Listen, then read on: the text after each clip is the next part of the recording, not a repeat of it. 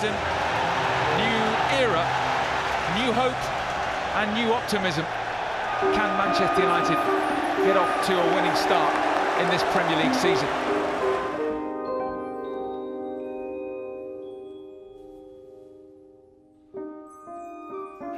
Manchester United. Di era sepak bola modern, mungkin tak lagi dianggap sebagai klub papan atas. Banyak pecinta sepak bola menilai, tim setan merah di era saat ini hanyalah klub mediocre. Sebutan tersebut tidak lepas dari kiprah buruk MU selepas peninggalan Sir Alex Ferguson pada 2013 silam.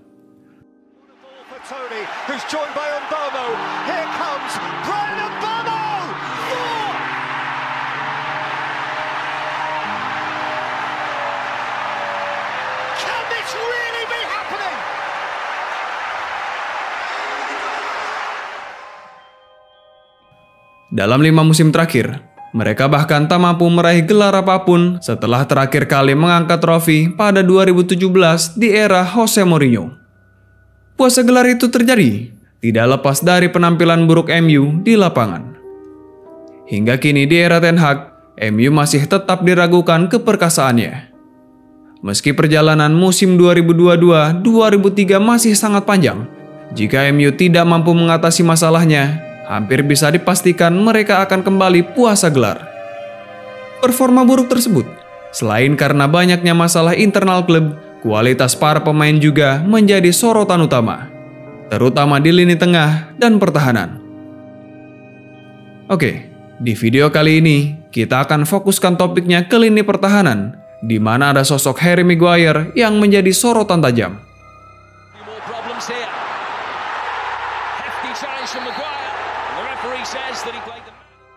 Center back yang kini menjabat kapten Manchester United tersebut seringkali menjadi bahan olok-olokan karena banyaknya momen blunder yang dia lakukan. Bahkan, tak sedikit yang mengatakan kalau sebetulnya Maguire tidak cocok sebagai pesepak bola. Kalaupun cocok, mereka menyebutnya sebagai badut sepak bola.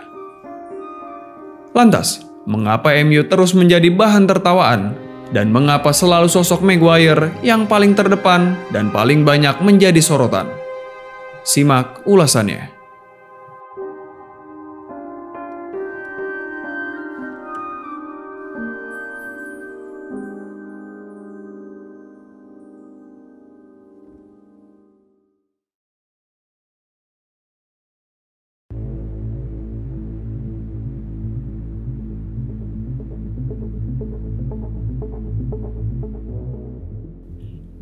Sebelum kita masuk ke inti masalahnya, perlu diketahui perjalanan Maguire sebelum berada di Old Trafford. Jacob Harry Maguire lahir pada 5 Maret 1993 di Sheffield, Inggris. Dia memulai karir sepak bolanya dengan bergabung bersama Akademi Sheffield pada 2009. Setelah 2 musim, ia dipromosikan ke tim utama pada Juli 2011. Kala itu, Sheffield bermain di League One atau divisi kasta ketiga Liga Inggris.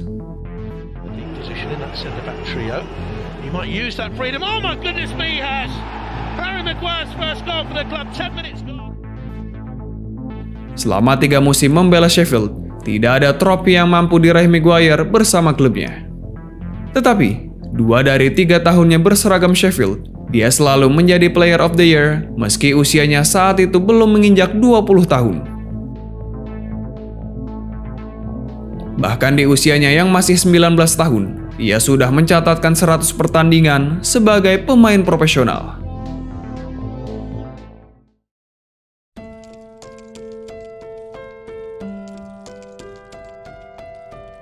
Berangkat dari prestasi individunya, Harry Maguire kemudian diboyong Hull City pada Juli 2014 dengan bandrol 3,15 juta euro. Saat itu, ia diperkenalkan bersamaan dengan Andrew Robertson, fullback yang saat ini membela Liverpool. Di awal kedatangannya, Harry Maguire belum mampu tampil maksimal. Dia bahkan sempat dipinjamkan ke Wigan selama lebih dari 3 bulan, yakni pada Februari hingga Mei 2015. Selanjutnya, pada musim 2016-2017, Dia melakukan debutnya di Liga Primer bersama Hull City setelah musim sebelumnya sempat turun kasta ke Championship. Pada masa itu, Maguire mampu menjadi pemain reguler di era kepelatihan Marco Silva. Dia juga bahkan dipercaya menjadi kapten di usianya yang masih 23 tahun.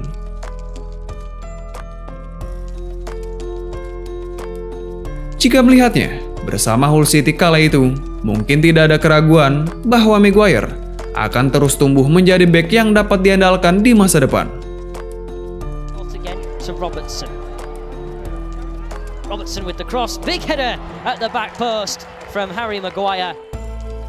Sayangnya, itu adalah musim yang penuh gejolak bagi The Tigers yang pada akhirnya kembali terdegradasi setelah hanya mampu finish di posisi ke-18 Liga Inggris. Tetapi, bagi Harry Maguire, itu adalah tonggak sejarah lainnya secara pribadi. Di balik penampilan Hull City yang buruk, Maguire muncul seolah berlian di gundukan lumpur.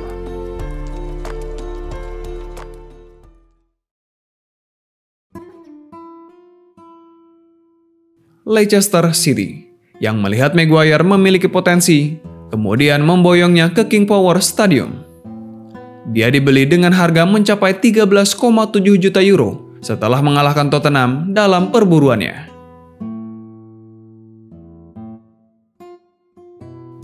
Pada musim pertamanya, tidak butuh waktu lama bagi Maguire untuk jadi pilar penting bagi The Foxes.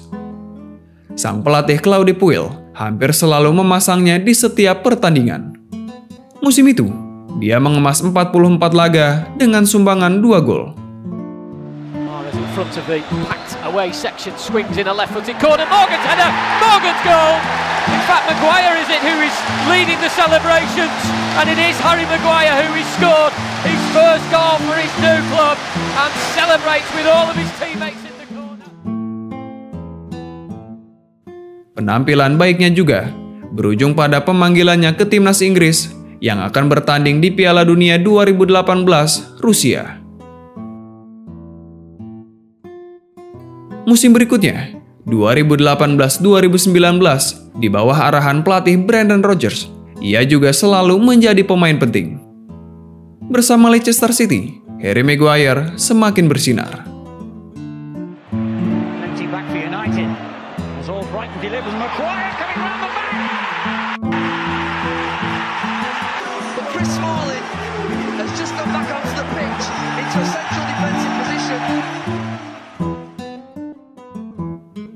Jika melihat penampilannya bersama Leicester City kala itu, pasti akan banyak orang mengatakan, ya, dia adalah salah satu bek terbaik di Inggris kala itu.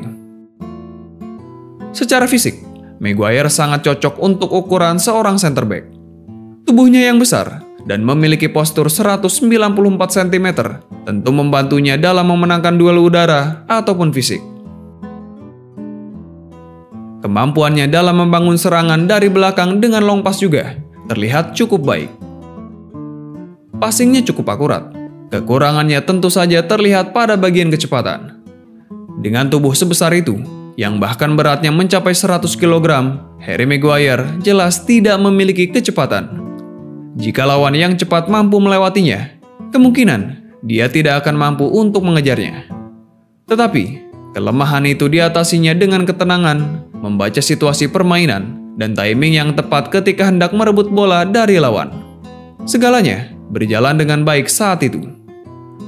Dari catatan baiknya ini, Harry Maguire kemudian menjadi rebutan duo Manchester. Hingga pada akhirnya, Maguire kemudian merapat ke Old Trafford untuk bergabung dengan Manchester United.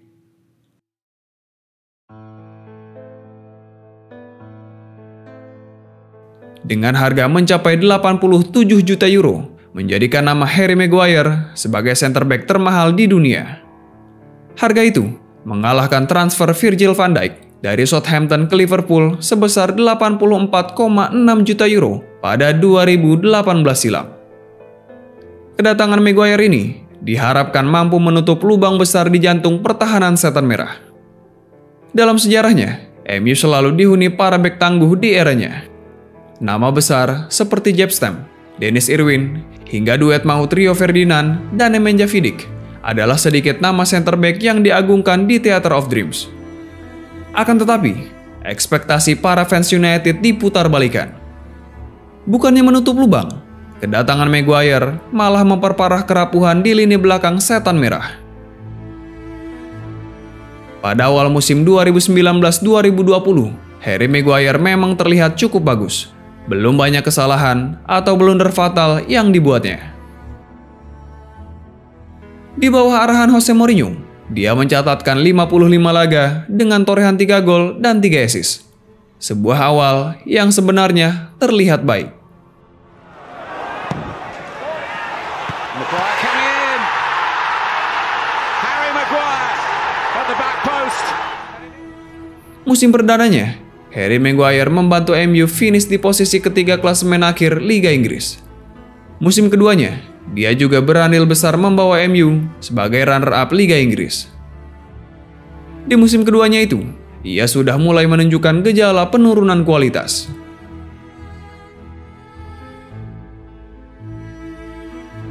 Akan tetapi, memasuki musim ketiganya 2021-2022, permainan Maguire menurun sangat drastis. Banyak blunder konyol yang dia lakukan, yang tak jarang merugikan tim, bahkan berbuah kekalahan. Maka tidak heran jika aksinya menuai banyak ejekan dari lawan, kawan, bahkan fans MU sendiri. Terlebih, bandrolnya yang sangat mahal tidak sesuai dengan apa yang ia tampilkan di lapangan. Para pecinta si kulit bundar sampai tidak ragu menyebutnya sebagai badut sepak bola. Sematan Lord of the Lord pun mulai melekat kuat dalam dirinya. Walaupun demikian, Maguire yang selalu tampil sebagai starting 11 merasa dirinya sudah tampil bagus, dan itu menjadi salah satu alasan dirinya terus dimainkan oleh dua manajer yang berbeda, yakni di era Ole Gunnar Solskjaer dan Ralf Rangnick. Musim itu, saya mengalami beberapa pertandingan buruk. Tetapi, saya tidak akan bermain di setiap pertandingan untuk Manchester United di starting 11 jika saya bermain buruk di setiap pertandingan atau tidak bermain cukup baik. Ada sebuah alasan mengapa kedua pelatih menempatkan saya sebagai starter di setiap pertandingan.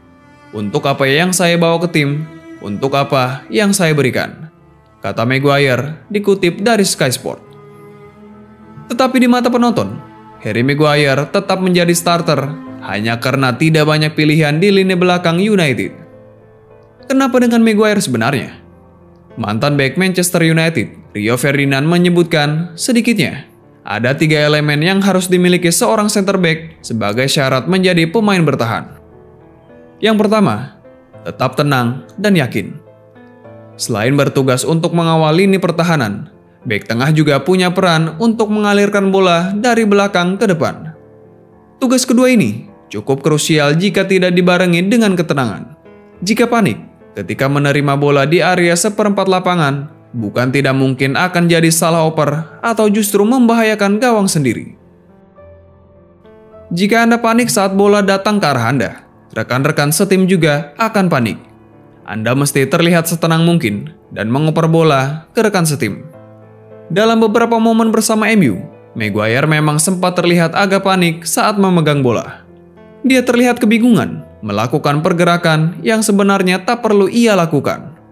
Sehingga dia kadang memberikan umpan tanggung yang membahayakan gawang sendiri. Dalam beberapa kejadian, Maguire bahkan sempat dimarahi oleh David De Gea. Yang kedua, memperhatikan pergerakan lawan. Bek tengah juga harus punya kecermatan dalam memantau pergerakan lawan. Jangan sampai hanya terpaku pada arah datangnya bola, sebab lawan bisa saja punya pergerakan yang lebih gesit. Jika hal seperti ini diremehkan, lawan akan dengan mudah bergerak untuk mendapatkan bola lebih dulu ketimbang sang bek tengah. Alhasil, gawang pun jadi terancam kebobolan. Ketika bola datang, sebisa mungkin Anda harus segera menguasainya. Anda juga harus mengantisipasi posisi pemain lawan yang sedang menekan. Di sebuah pertandingan, Harry Maguire terlihat tidak cermat dalam memantau pergerakan lawan. Dia terpaku pada arah datangnya bola, tetapi tidak melihat gerak musuh yang lebih gesit.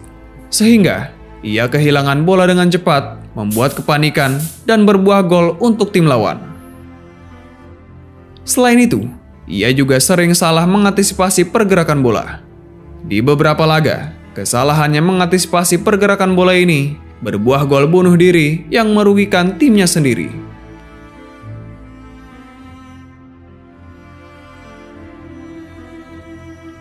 Dan yang ketiga adalah mengendalikan permainan.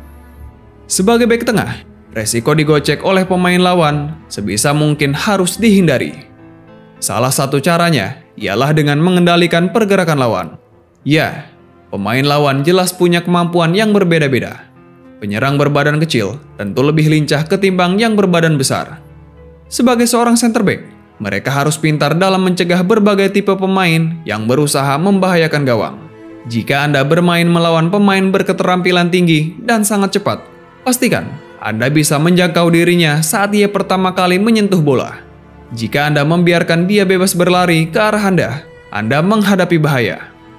Pada lain waktu, Anda menghadapi striker yang mengandalkan fisik. Usahakan melakukan hal berbeda untuk membuatnya tampil buruk.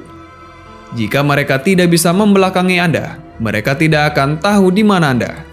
Buat mereka tetap menerka-nerka. Di banyak laga, Harry Maguire memang tak mampu mengendalikan permainan. Dia begitu mudah untuk dilewati lawan, sehingga melakukan hal yang sebenarnya tak perlu ia lakukan. Kelemahannya dalam kecepatan seringkali dimanfaatkan dengan baik oleh lawannya. Tak jarang, ia terkena gerakan tipuan atau bahkan dipermalukan dengan nutmeg yang menyedihkan. Hal itu tentu saja menjadi lelucon yang sangat memalukan bagi seorang pemain bertahan. Sangat ironis. Dari semua syarat yang dikatakan Rio Ferdinand tersebut, tidak ada syarat seberapa tinggi atau besar tubuh untuk seorang pemain bertahan. Jika kita menarik contoh, ada nama Carles Puyol dan Fabio Cannavaro yang merupakan mantan center back tangguh di eranya. Kedua pemain ini memiliki tinggi tak lebih dari 178 cm dan ukuran tubuh yang tidak terlalu besar. Terbilang kecil untuk ukuran center back di sepak bola Eropa. Akan tetapi, keduanya membuktikan bahwa dalam sepak bola, tinggi dan ukuran tubuh bukanlah poin utama. Fabio Cannavaro bahkan sempat menyabet penghargaan Ballon d'Or pada 2006 silam, menjadikannya sebagai bek pertama di era milenium yang mampu meraih penghargaan tersebut.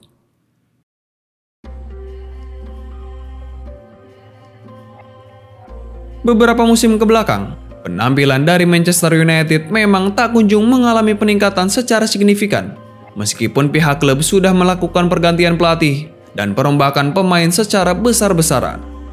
Tak hanya penampilan MU secara utuh yang mendapatkan sorotan, sosok Harry Maguire adalah pemain yang paling banyak mendapatkan kritikan tajam setelah dianggap kerap kali membuat kesalahan fatal yang berbuah kekalahan. Selain itu, lini serang dan tengah MU juga tak lepas dari sorotan. Dua pemain mereka, Scott McTominay dan Fred, dinilai tidak mampu menjadi jenderal di tengah lapangan.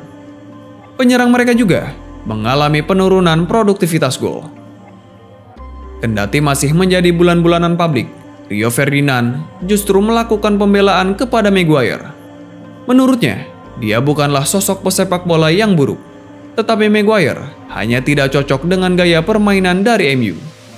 Rio Ferdinand berani menyatakan itu disebabkan karena melihat performa Maguire bersama Inggris yang gemilang saat membantu mereka melangkah ke semifinal Piala Dunia 2018 dan partai puncak Piala Eropa 2020 lalu. Saat membela timnas Inggris, dia adalah pemain yang cukup bagus. Ini sulit dipercaya.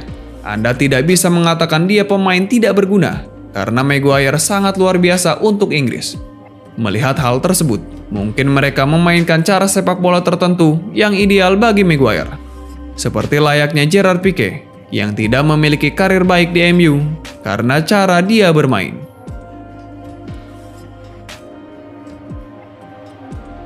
Tetapi, pembelaan Rio Ferdinand tersebut sepertinya tidak banyak berarti. Faktanya, Harry Maguire memang bermain sangat buruk bersama Setan Merah dan belum mampu bangkit dari penampilan buruknya. Bahkan, banyak dari fans MU sendiri menyuarakan sebaiknya Maguire dijual saja. Mereka juga mengkritik bahwa Maguire tak pantas mengenakan ban kapten di lengannya. Sebagai seorang kapten, Maguire dinilai tak mampu mengobarkan semangat rekan-rekannya. Jika melihat serangkaian blunder konyolnya, mungkin banyak dari pemain MU yang kehilangan kepercayaan padanya.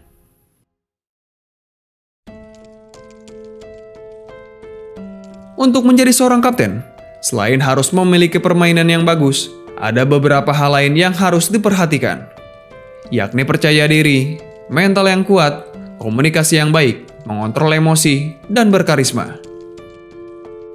Dalam hal ini, Maguire mungkin mengalami krisis kepercayaan diri. Mentalnya memang masih kuat bertahan dari cacian. Soal komunikasi, dia juga sering kali salah persepsi dengan rekannya, seperti apa yang ia lakukan dengan Luke Shaw. Tentang karisma, kalian bisa menilai sendiri. Hal yang masih dimilikinya mungkin hanya kontrol emosi. Hal ini wajar, karena pada dasarnya, ia bukanlah pribadi yang barbar layaknya Sergio Ramos ataupun Gattuso. Terlepas dari itu, seorang kapten juga harus bisa menjadi panutan rekan-rekannya. Dan Harry Maguire tidak memiliki itu. Dengan buruknya kualitas MU di era modern, tentu banyak kerugian yang mereka dapatkan. Salah satunya adalah sulit dalam perekrutan pemain karena mereka tak bermain di Liga Champions. Berbeda jauh ketika di era Ferguson, MU hampir selalu bisa mendapatkan pemain yang mereka inginkan. Hal itu tak lepas dari prestasi MU di tangan Sir Alex Ferguson yang menjadikan Old Trafford sebagai destinasi favorit para pemain top dunia.